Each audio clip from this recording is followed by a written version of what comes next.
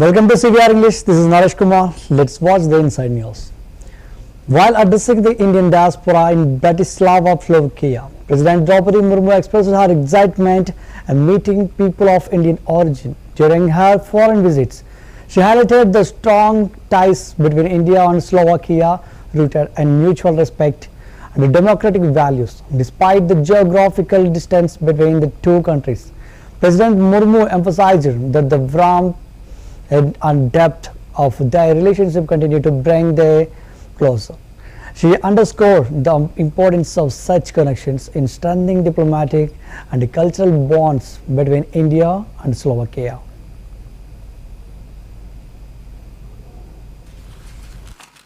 मैं अपनी विदेश यात्राओं के दौरान भारतीय समुदाय के लोगों से मिलने के लिए सदैव उत्सुक रहती हूँ। जहाँ भी जाती हूँ भारतीय समुदाय से मिलती हूँ, मिल के बहुत अच्छा लगता है, अपनापन लगता है। मित्रों, भारत और स्लोवाकिया के आपसी संबंध एक दूसरे के प्रति सम्मान और साझा लोकतांत्रिक मूल्यों पर आधारित है। यद्यपि दोनों देश भौगोलिक दृष्टि से दूर है, फिर भी हमारे आपसी संबंधों की गर्मजोशी हमें करीब लाती है। पिछले कुछ वर्षों में हमने आर्थिक, राजनीतिक और सांस्कृतिक संबंधों में निरंतर वृद्धि देखी देती है।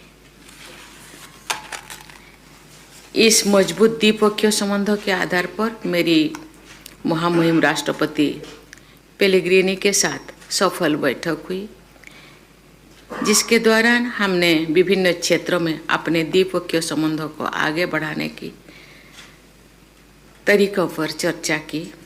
मैंने दोनों देशों के बीच संबंधों को मजबूत करने की दिशा में उनकी व्यक्तिगत पहल और प्रतिबद्धता की भी सराहना की। मैंने प्रधानमंत्री और राष्ट्रीय परिषद के अध्यक्षों के साथ भी सार्थक बैठक की। मेरी स्लोवाक नेताओं के साथ हुई सभी वार्ताओं में मुझे ये सुनकर प्रसन्नता हुई है कि वे भारतीय समुदाय के कड़े परिश्रम और स्लोवाकिया के विकास और प्रगति में उनके बहुमूल्य योगदान के प्रति काफ़ी सम्मान की भावना रही है। मैं अपनी विदेश यात्राओं के दौरान भारतीय समुदाय के लोगों से मिलने के लिए सदैव उत्सुक रहती हूँ। जहाँ भी जाती हूँ भारतीय समुदाय से मिलती हूँ, मिल के बहुत अच्छा लगता है, अपनापन लगता है। मित्रों, भारत और स्लोवाकिया के आपसी संबंध एक दूसरे के प्रति सम्मान और साझा लोकतांत्रिक मूल्यों पर आधारित है। यद्यपि दोनों देश भौगोलिक दृष्टि से During a speech in Varanasi, Prime Minister Narendra Modi praised Banana Dairy for its transformative impact on the lives of thousands of families in Kashi. He emphasized that the dairy has turned the hard work of local communities into the tangible rewards, giving wings to their dreams, a particularly heart-turning development. Modi pointed out is now many women in Purvanchal have become financially independent and are now being recognized as Lakpati Didis through their involvement with the dairy. Plant से जुड़े सभी पशुपालक साथियों को bonus वितरित किया गया है। बोनस और बोनस ये कोई उपहार नहीं है, ये आपकी तपस्या का पुरस्कार है। 100 करोड़ रुपए से ज्यादा का ये बोनस आपके पसीने का, आपके परिश्रम का तोहफा है। साथियों, बनास डेयरी ने काशी में हजारों परिवारों की तस्वीर और तकदीर दोनों बदल दी है। इस डेयरी ने आपकी मेहनत को इनाम में बदला और सपनों को नई उड़ान दी। और खुशी की बात ये कि इन प्रयासों से पूर्वांचल की अनेक बहनें अब लखपति दीदी बन गई है। महात्मे फुले जी जैसे त्यागी तपस्वी महापुरुषों से प्रेरणा से ही देश सेवा का हमारा मंत्र रहा है, सबका साथ सबका विकास। हम देश के लिए उस विचार को लेकर के चलते हैं जिसका समर्पित भाव है सबका साथ सबका विकास। जो लोग सिर्फ और सिर्फ सत्ता हथियाने के लिए, सत्ता पाने के लिए दिन रात खेल खेलते रहते हैं, उनका सिद्धांत है परिवार का साथ, परिवार का विकास। आज मैं सबका साथ सबका विकास के एक मंत्र को साकार करने की दिशा में पूर्वांचल के पशुपालक परिवारों को, विशेष रूप से हमारी मेहनतकश बहनों को विशेष बधाई देता हूं। इन बहनों ने बता दिया है, अगर भरोसा किया जाए तो वो भरोसा नया इतिहास रच देता है। ये बहनें अब पूरे पूर्वांचल के लिए During his visit to Varanasi, Prime Minister Narendra Modi made several key announcements aimed at supporting the elderly, promoting traditional products and empowering local dairy farmers. Speaking at the event, he handed over Ayushman cards to 3 elderly individuals, each above the age of 70, ensuring their access to health insurance under the Ayushman Bharat scheme. The Prime Minister also presented certificates for 3 geographical indications to local products, recognizing their uniqueness and promoting them in the global market. Furthermore, Modi transferred a significant bonus amounting 106 crore rupees to dairy farms in the state who are associated with the Banas Dairy, acknowledging their contributions to the dairy industry and ensuring their financial well-being. These initiatives reflect the government's commitment to welfare and economic involvement in the region. सबसे पहले श्री दिनेश कुमार रावत जी, श्री दिनेश कुमार रावत जी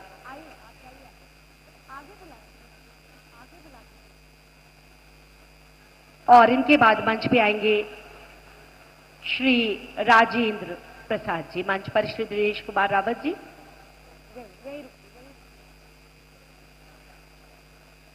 बहुत जोरदार तालियों से हम अभिवादन करते हुए अब श्री राजेंद्र प्रसाद जी, श्री राजेंद्र प्रसाद जी को भी अपने कर कमलों से ये आयुष्मान वय वंदना कार्ड प्रदान करेंगे। अद्भुत इनके जीवन का अविस्मरणीय क्षण। बहुत जोरदार तालियों से हम माननीय प्रधानमंत्री जी के इस सदाशयता का अभिवादन करते हैं। और इनके बाद मंच पर आएंगी Shri Durgavati.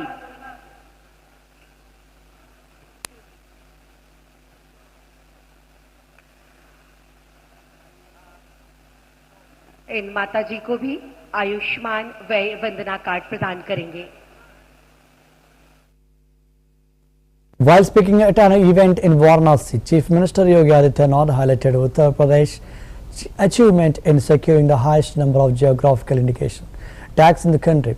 He noted that Kashi and its surrounding districts have played a significant role in this accomplishment, gaining both national and international recognition. CM Adityanath emphasized that Uttar Pradesh has now secured the #1 position in India in terms of GI tags.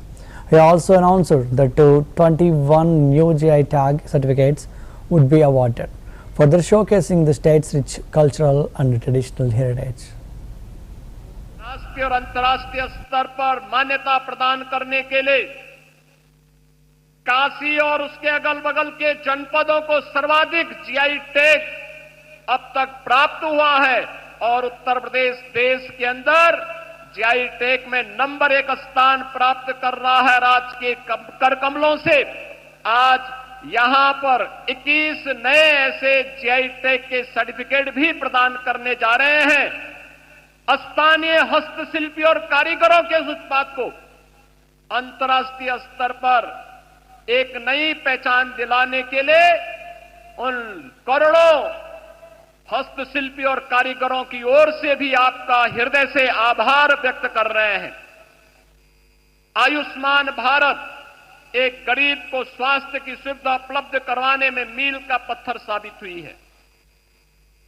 देश के अंदर 50 करोड़ से अधिक लोग, उत्तर प्रदेश में 10 करोड़ से अधिक लोग इस योजना से सीधे सीधे लाभान्वित हुए हैं और उत्तर प्रदेश में ही नहीं बल्कि देश के अंदर अब तो वह वंदना योजना कार्ड के माध्यम से 70 वर्ष से ऊपर के प्रत्येक बुजुर्ग को 5 लाख रुपए स्वास्थ्य सुविधा आपने प्रदान की है और काशी में अब तक 50,000 से अधिक बुजुर्गों ने इसका कार्ड भी बनाया है। आज उस कार्यक्रम में आपके कर कमलों से कुछ कार्ड जारी होने जा रहे हैं, इसके लिए भी आपका हृदय से आभार व्यक्त कर रहे हैं।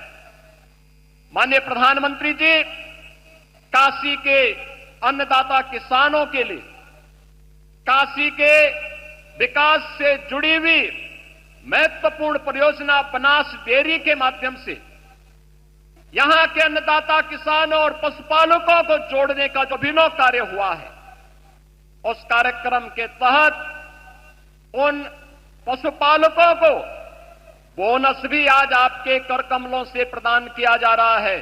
उन सभी पशुपालकों को जिन्होंने बनास डेयरी की काशी की इकाई के साथ जुड़ करके राष्ट्रीय और अंतर्राष्ट्रीय स्तर पर मान्यता प्रदान करने के लिए काशी और उसके अगल बगल के जनपदों को सर्वाधिक जीआई टैग अब तक प्राप्त हुआ है और उत्तर प्रदेश देश के अंदर जीआई टैग में नंबर 1 स्थान प्राप्त कर रहा है। Speaking at the Carnegie India Global Technology Summit, External Affairs Minister Dr. S. Jaishankar discussed the changing geopolitical landscape of Europe. Reflecting on the past, he noted that Europe once enjoyed an ideal geopolitical position, having balanced relations with the United States, Russia and China. However, he pointed out that today all sides of this triangle are facing significant stress.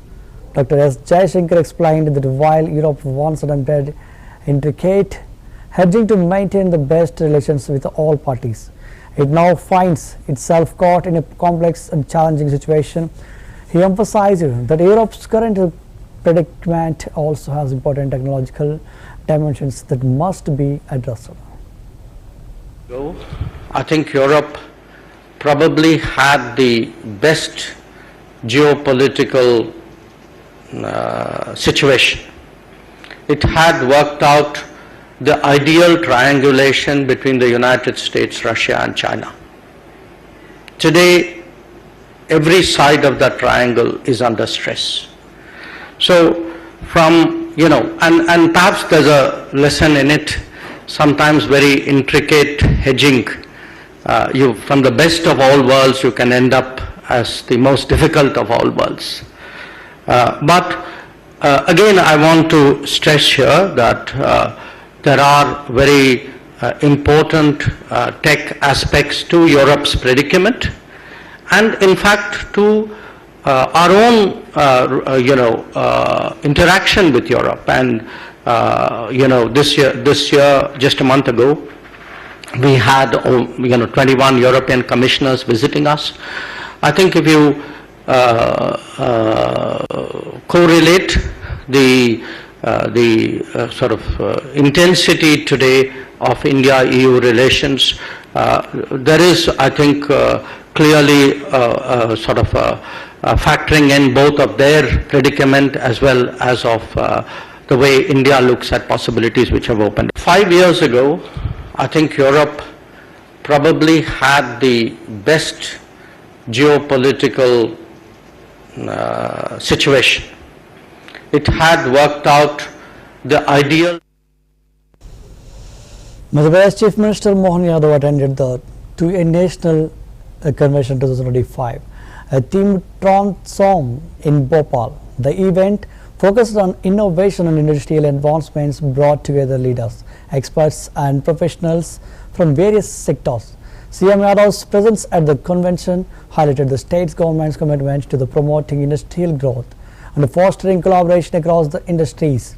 The convention provided a platform for discussing key challenges and opportunities in the industrial sector.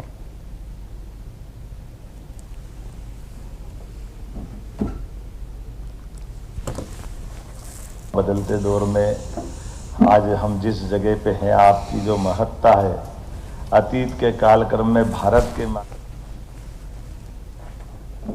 ऐसे कई अवसरों को जोड़ करके जब हम देखते हैं तो कुछ प्रश्न भी उठते हैं, कुछ प्रश्नों के उत्तर भी मिलते हैं, कुछ अनुत्तरित भी रह जाएंगे, कुछ आपके लिए भी समाधान कराने के लिए कुछ मैंने अभी पूछा है कि आप किस किस प्रकार से 2-3 दिन का समय आपने क्या प्लान बनाया है। तो मुझे मालूम पड़ा कि एक तो आप महाकाल की भस्मारती सब करना चाहते हैं, तो मैं महाकाल से आपको बैठे बैठे यही मिलाने का प्रयास करता हूं। आप सबके अंदर कालों के काल महाकाल, जिसके हम सब पुत्र हैं, पुत्रियां हैं, ये जो जीवन हमारा है, ये जीवन जब आप परसों भस्मारती जाके देखोगे, मैं जीवन दृष्टि का थोड़ा सा लघु रूप बताने का प्रयास करूंगा। वस्तु तो हमारा सबका जन्म कब हुआ हम साल से महीने से गिनते हैं, लेकिन ये अधूरा है। हम सबका जीवन एक एक सांस से बंधा हुआ है। एक सांस अंदर से बाहर नहीं आएगी तो यही हमारे लिए महाकाल ने समय नियत कर लिया, इससे आगे किसी के पास समय है नहीं। बदलते दौर में आज हम जिस जगह पे हैं, आपकी जो महत्ता है, अतीत के कालक्रम में भारत के माध्यम से भारत की जो भूमिका है, ऐसे कई अवसरों को जोड़ करके जब हम Vishavada in Junagadh district, where he inaugurated and laid the foundation for several key development projects aimed at boosting regional growth. The event, which took place at the local marketing yard, was attended by several prominent officials and local leaders.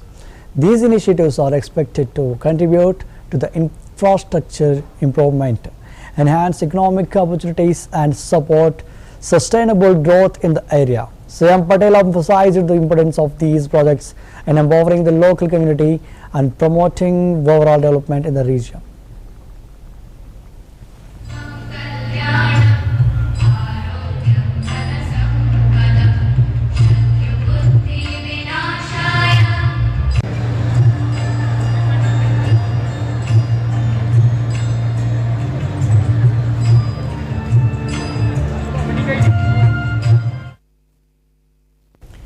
During his inspection of development of works in Palam Assembly constituency, Delhi Minister Parvesh Verma expressed concerns over the blocked drains and encroached roads in the area.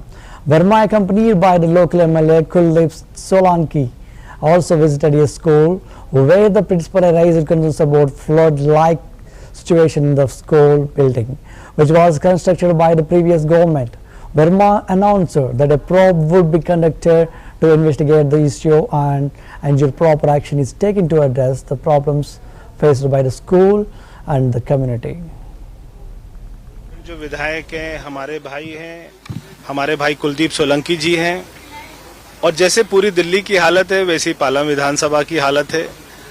सारे drain सारे भरे हुए हैं, सारे नाले भरे हुए हैं, और सारी रोड पे इंक्रोचमेंट है। अभी हम यहाँ पे स्कूल में आए हैं, ये हमारा दिल्ली सरकार का स्कूल है।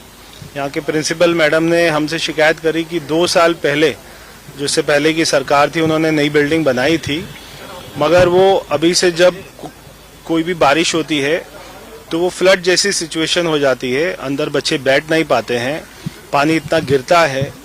तो मैंने आज ये जांच के आदेश दिए हैं, और केवल इस स्कूल के नहीं, पिछले जो ये सरकार रही उन्होंने जितने भी स्कूल बनाए, ये सारे कड़ी टुकड़ी के जो इनकी छत है वो अपना बनाए हैं, इस पे लेंटर नहीं है। तो ये एक तो सस्ता बनता है, मगर ये सस्ता क्यों बनाया, इसमें कितना पैसा खर्च हुआ और इसकी मेंटेनेंस क्या हमारा समझौता था, क्या हमारा कॉन्ट्रैक्ट था, ये सारे जांच के, विजिलेंस जांच के मैंने आदेश दिए हैं। ये सारे स्कूलों की जांच कराएंगे कि इसमें कितने रुपए का घोटाला हुआ, किन किन लोगों को पैसा गया, और ये school. Speaking at the Italy-India Business Science and Technology Forum in Delhi, Union Minister Piyush Goyal highlighted the strong and enduring friendship between India and Italy. Amidst global challenges, Goyal emphasized the significance of this partnership, quoting, "Those who find a friend find a treasure." He further elaborated on the importance of the forum as a timely platform to implement the Joint Strategic Action Plan 2025 to 2029, launched by Prime Ministers Narendra Modi and Giorgia Meloni in November 2024. The plan, according to the Goyal, is an ambitious and pragmatic roadmap that focuses on enhancing trade, investment and innovation between the two nations. All the global challenges that the world is experiencing, it's very reassuring, Excellencies, to see the strength and depth of the Italy-India friendship, our partnership. As the Italians say, chi trova un amico, trova un tesoro. Those who find a friend find a treasure. This forum is a very timely platform and a good opportunity for all of us to collectively resolve to implement the Joint Strategic Action Plan 2025-29 launched by Honorable Prime Minister Narendra Modi and Honorable Prime Minister Giorgia Meloni in November of 2024. It's a very forward-looking, ambitious and pragmatic roadmap with a strong focus on trade, investment. A crucial meeting regarding 8 COG Controller and Audit General reports is currently underway at the Vidhan Sabha. The meeting involves the Public Accounts Committee and the Committee on Public Undertakings, who are reviewing the reports for further investigation and action. The session is being chaired by Vidhan Sabha Speaker Vijayendra Gupta, and it aims to ensure transparency, accountability and appropriate action on the findings from the COG reports.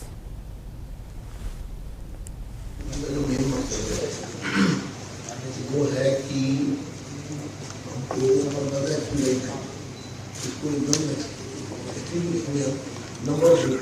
एक second members के सामने complete करके अगर media का हो गया है तो 2 minute sir, 2 minute.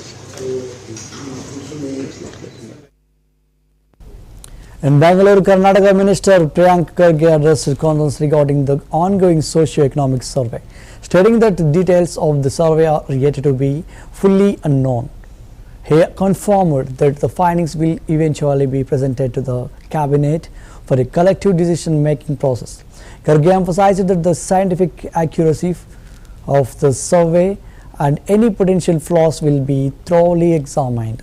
On the issue of internal reservation, the minister reiterated the government's commitment to conducting a comprehensive and in-depth survey to address the matter. Is there in it? We don't know what is there in the socio-economic survey. and ultimately it's going to be placed in the cabinet. Whatever decision has to be taken will be taken collectively, whether the survey has happened scientifically, unscientifically, are there any loopholes that need to be closed in, and more importantly for internal reservation, we have already told that we are going to do an extensive scientific survey for that, in depth. So let's wait for what is placed before the cabinet. When I'm not aware of what the report is there, I will be. Union Minister Prahalad Joshi strongly criticized the Karnataka government over allegations of corruption, stating they are definitely involved in deals. He questioned the whereabouts of their economic advisor and referred to the statements from their own people that the highest level of corruption exists within the state government. Joshi further accused the Congress party of consistently supporting corruption, adding that it seems to have become their trademark. His remarks have sparked controversy and intensified the ongoing political debate in Karnataka. उनके economic adviser कहा है highest भ्रष्टाचार कर्नाटक सरकार में है, ये हमने नहीं कहा है, उन्होंने कहा है, इसलिए भ्रष्टाचार तो है ही है। ये भ्रष्टाचार के बारे में कांग्रेस ऑलवेज सपोर्ट्स भ्रष्टाचार, अनैतिकता, भ्रष्टाचार, ये सब कांग्रेस का ये इनका पेटेंट। ये डील्स तो कर ही रहे हैं, उनके इकोनॉमिक एडवाइजर कहा है हाईएस्ट भ्रष्टाचार कर्नाटक सरकार में है, ये हमने नहीं कहा है, उन्होंने कहा है, इसलिए भ्रष्टाचार तो है ही है। ये भ्रष्टाचार के बारे में कांग्रेस ऑलवेज सपोर्ट्स भ्रष्टाचार, अनैतिकता, भ्रष्टाचार, ये सब।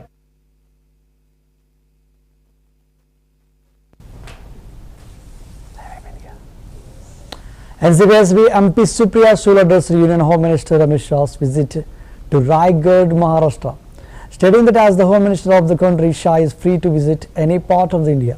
Sule emphasized that in a democracy, such visits are welcome, adding if he is coming to Maharashtra, we welcome him. She also highlighted that it is a part of the state's culture to extend a warm welcome to guests, regardless of political affiliations.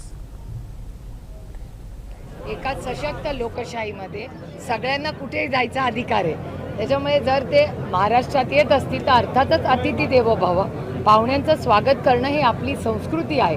आणि हे देशाचे जर home minister आहेत, गृहमंत्री अनेक राज्यांमध्ये जातात, तशी आपल्याच राज्यांमध्ये देशाचे गृहमंत्री आहेत. एका सशक्त लोकशाहीमध्ये सगळ्यांना कुठेही जायचा अधिकार आहे, त्याच्यामुळे जर ते महाराष्ट्रात येत असतील तर अर्थातच अतिथी देवो भव, पाहुण्यांचं स्वागत करणं ही आपली संस्कृती आहे. आणि हे देशाचे जर होम मिनिस्टर आहेत, गृहमंत्री अनेक राज्यांमध्ये जातात, तशी आपल्याच राज्यांमध्ये देशाचे गृहमंत्री आहेत. एका सशक्त लोकशाहीमध्ये सगळ्यांना कुठेही जायचा अधिकार आहे, त्याच्यामुळे जर ते महाराष्ट्रात येत असतील तर अर्थातच अतिथी देवो भव, पाहुण्यांचं स्वागत करणं. That's the wrap up of the Inside News. Keep watching CVR English News.